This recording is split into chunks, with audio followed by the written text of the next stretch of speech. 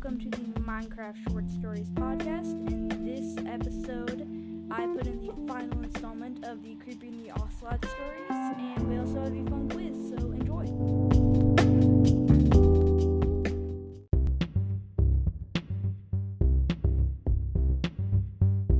And for a quiz, the question is, how do you craft an enchanting table? Okay. Your options are A, 5 obsidian, 4 diamonds, and 2 books. B, 4 obsidian, 2 diamonds, and 1 book. C, 3 diamonds, 6 obsidian, and 1 book. Or finally, C, 3 diamonds, 1 book, or 5 obsidian.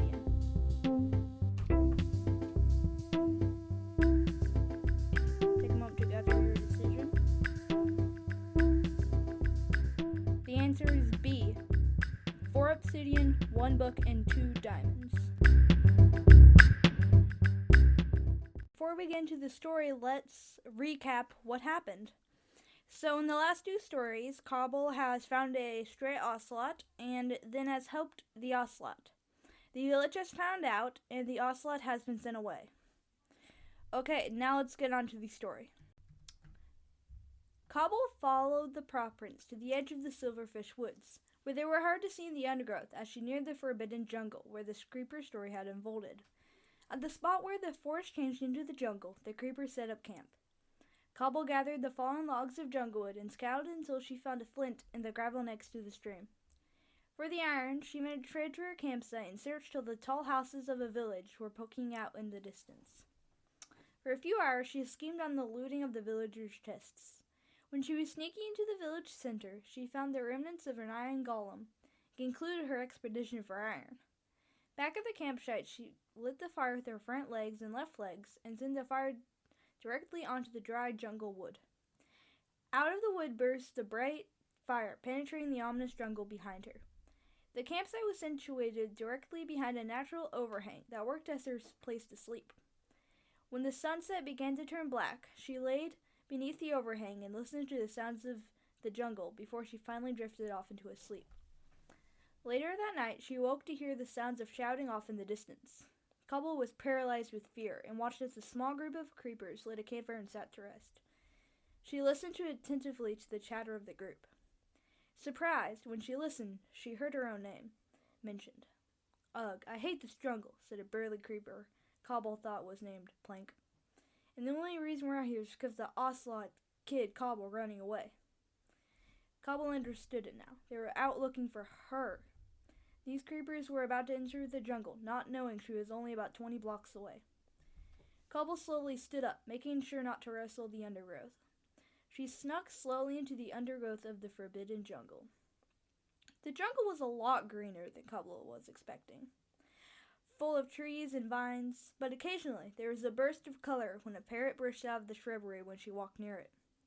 The group of creepers that she found out included her own father, because he kept calling for her, and had set out one morning. The second day, she found a mossy stone structure hanging with vines and full of traps. When she first saw the structure, she wondered if the ocelot was in the player-created structure. At first, she didn't fear the structure. Why would you be afraid of a mossy thing anyway? She thought. After ascending from the first level, she walked along a narrow corridor interspaced with strand wood and metal hooks connected by string. She stepped forward curiously. Out of an open-faced block shot out an arrow. Cobble lunged out of the way and fell to the ground, just as the arrow whizzed past her exposed face. This was the end of exploring mysterious structures for Cobble. The whole time she was going through the forbidden jungle, she never lost sight of the ocelot's paw prints.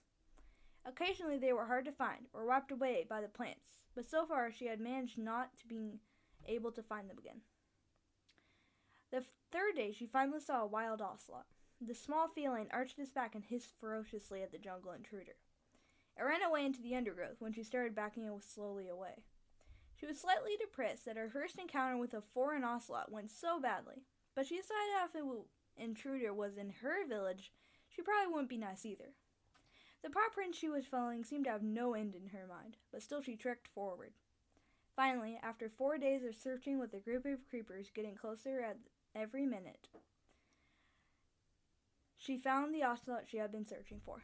The small ocelot was sitting next to the stream, yowling as the fish slipped through its paws. Cobble walked forward towards the underfed ocelot with mounting excitement. The ocelot turned around swiftly and hissed, but he saw it was Cobble. He purred in delight and jumped into her outstretched arms. Cobble hugged the ocelot close and fed some fish she had taken from her home along with other provisions.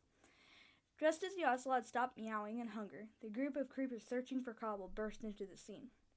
Cobble's father was in the front, and when he saw them, he rushed up and kicked the ocelot off Cobble. Cobble gave a muffled, indignant huff as her father hugged her.